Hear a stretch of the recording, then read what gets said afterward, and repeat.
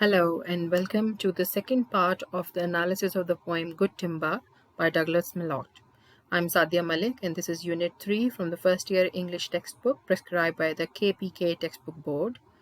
We are going to start with rhyme scheme, move on to literary devices, and we are going to end it with a summary of the poem. First of all, we need to focus on the rhyme scheme. You need to understand why poets have rhyme scheme in their poetry.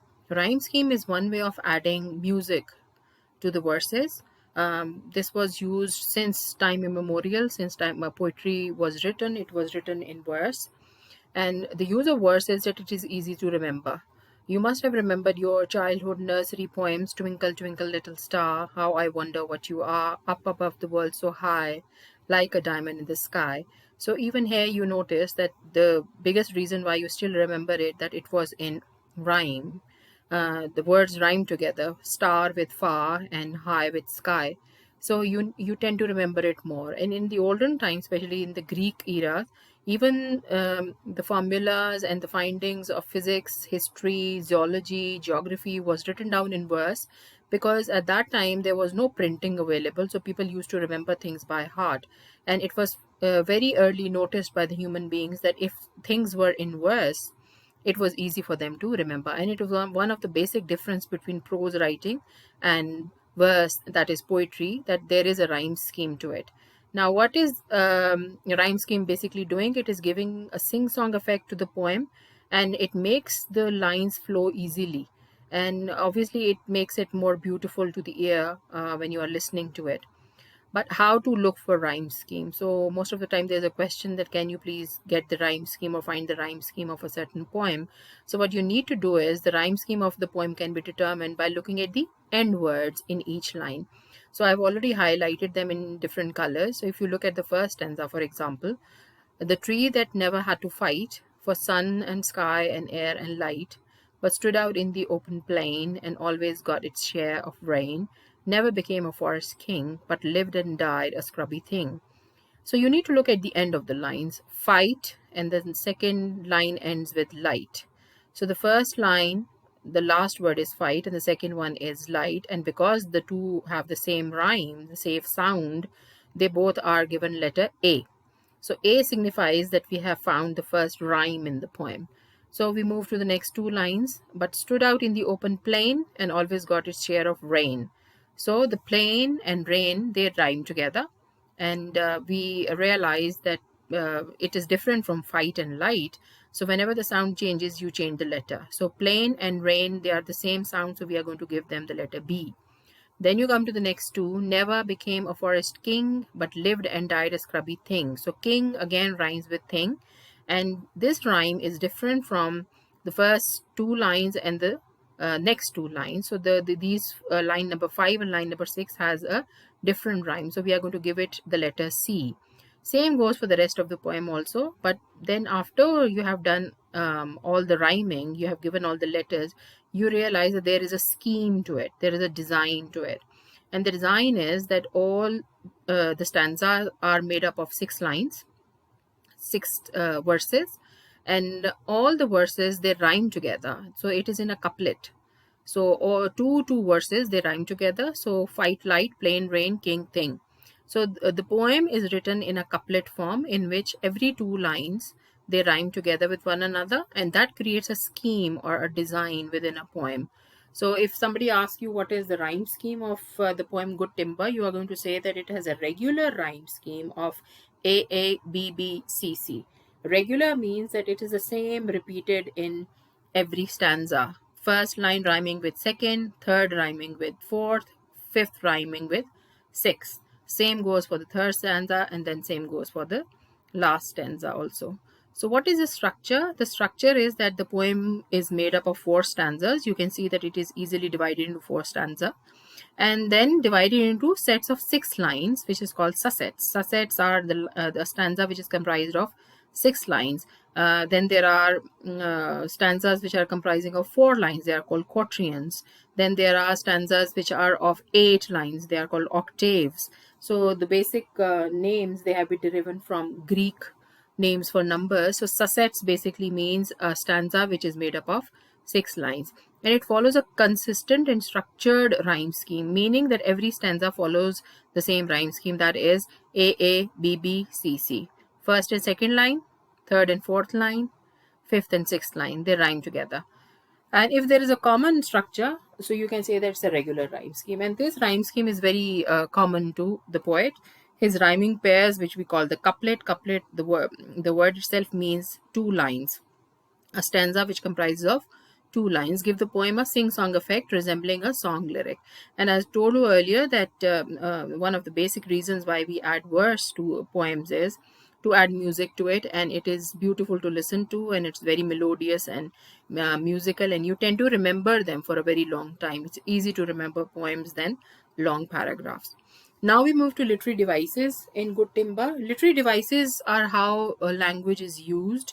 There are different ways of using language. If you look at my channel, there is a whole video which is on literary devices used in poetry and figures of speech used in poetry. So you can go through it and you can learn even about some other literary devices which are not used in this particular poem. But the common literary devices are metaphors, similes, alliterations, enjambment, personification. So we are going to discuss them as we find them in different poems. In this particular poem, The Good Timber, you have something called an extended metaphor. So that is the most important literary device that is used by the poet. And why the poet use it? Obviously to have a very detailed message compressed into less number of words. So literary devices help the poet do that. So they can somehow jumbled up, they can combine a lot of thoughts together in less number of words. This entire poem is one extended metaphor comparing trees to human beings. So that is the metaphor. Metaphor, I must repeat myself again, that is a technique, it's a device in which one thing is compared to the other because of the similarities that they have between them. So here a good timber tree is being compared to a good strong human being, and there are a lot of similarities between the lives that they both have. So that is why there's this extended metaphor used. The tree mentioned in the first stanza represents someone who has never had to fight for anything in their life. This man has more than enough sun, sky, air, and light. These flourishing trees or pampered people do not live good or even full lives. They are often struck down and come to death as scrubby things. This type of person is contrasted with one who does not grow with ease, and their life might be rougher, but they are made of good timber. So the extended metaphor goes through the poem. It is not limited to just one stanza or one line. You can find that in every stanza, the trees are being compared to human beings, and how difficulties and hardships make you into strong men. The other literary devices the poet has used is alliteration. Alliteration is basically a repetition of a consonant sounds, usually at the beginning of multiple words. And again, it is to use similar sounds coming together. So again, it is easy to go through them. You read the poem very quickly if there are alliterated words. And the other thing is again the music of it, because it looks nice and it sounds nice to the ear. So that is why the poets usually use it. If you look at the poem, you are going to find these phrases: broken branches. So the b sound is being repeated. And usually you tend to look for alliteration at the beginning of the words, the consonant sound basically. So vowel sounds, they have another kind of repetition.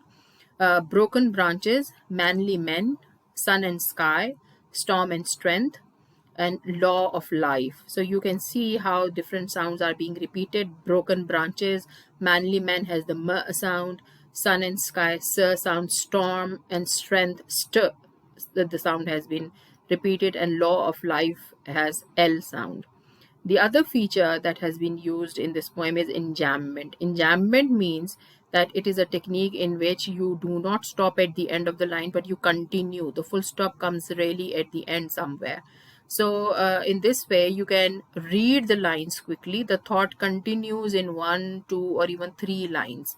So if I show you the poem again, if you look here, the tree that never had to fight for sun and sky and air and light, but stood out in the open plain and always got its share of rain, never became a forest king, but lived and died a scrubby thing. So if you look at it structure wise, these 6 lines are basically one sentence. and it goes on and on and on to the next line. So the thought continues, it does not stop anywhere. Even in the next stanza, you can see the man who never had to toil to gain and farm his patch of soil. So these two lines are enjambment because, it just continues in the next line as well. So, enjambment is also an important technique to take note of in good timber. Readers can look to the transition between lines 1 and 2 of the first stanza and line 3 and 4 of the second stanza. For example, the one that I just gave you. That is enjambment. Metaphor, obviously there is. So we have already talked about it. Now the summary of the poem. Summary of the poem includes writing the main idea and a little bit about what you take from the poem. It can be the moral of the poem or what the poem teaches you, a lesson that you get out of it. But please remember, the summary is going to be shorter, briefer. So you just need to use less number of words to describe what you actually take away from the poem. So I've just written these 3 points, but please remember, when you are writing the summary, you are not supposed to write them in points, but rather in a paragraph. Good Timber by Douglas Malloch describes the way that trees of good timber and strong men are formed through hardship and struggle. So this would be like your topic sentence. This is the main idea as well. The poem begins with the speaker describing how there are two types of trees and men. First, there are those who are readily given everything they need to survive. This type of person or tree never has to worry about where their food or water is going to come from. So they are the people who are living in luxury, carefree life. They don't have to struggle for anything. On the other hand, there are trees and men who must fight from birth to survive. Their broken branches and scars are evidence of their ability to survive on and become forest kings. So you can even make it shorter. I'm not saying that this is like the ultimate summary of the poem. If you can look through it and if you decide that there are some lines that you can take out and there are some words which you can not include in the summary, you can do that. The shorter the better, but you need to remember that you should not be leaving out any main point out of the poem. So here the poem is easy to summarize because of the extended metaphor. Throughout all the stanzas, we have been comparing good trees with good men and what makes good trees and what makes good men. So that is why the summary is very easy to come by. But if there are poems which have multiple ideas in them, obviously the summary is going to be longer. So there is no set standard of how long a summary has to be.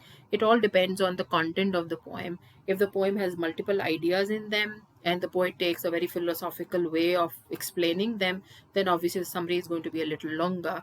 But if the poem is like this one, William Blake poem called The Poison Tree, obviously the summary is going to be shorter because you are just going to be focusing on the extended metaphor used in such poems. So if you have any questions, please ask in the comment box. Please like and subscribe to my channel, and please press the bell icon so you get the notification of the next video that I upload. See you soon.